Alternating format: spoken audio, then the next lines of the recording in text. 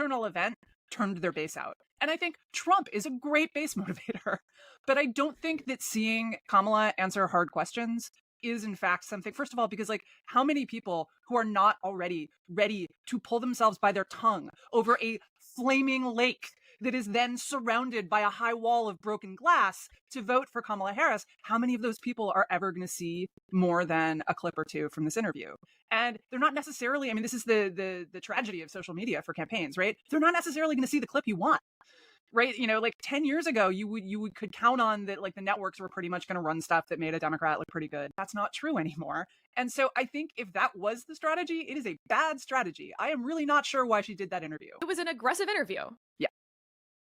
You can still count on the networks choosing those clips that will show the Democrat to the advantage and Trump to a disadvantage. It's just that so many people now get their news and information from other sources than networks. How did she do? My overall impression watching this was, first of all, that Kamala Harris, for the first time, found out what it's like to be a conservative being interviewed by the mainstream media, and she did not like it. And her supporters did not like it. They did not think that was fair. They did not think that this is like good, hard-hitting journalism. They thought that was an ambush. And the second thing is that I don't think she handled it particularly well. I actually think that in the beginning, she did. When I was watching her in like the first few minutes, I was like, yeah, Bret Baier's going too hard, and she is.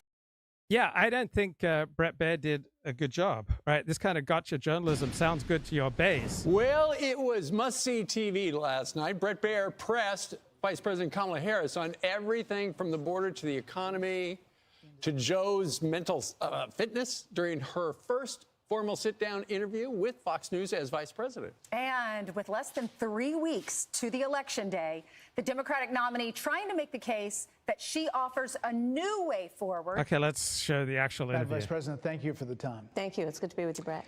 You know, voters tell pollsters all over the country and here in Pennsylvania that immigration is one of the key issues that they're looking at this election, and specifically the influx of illegal immigrants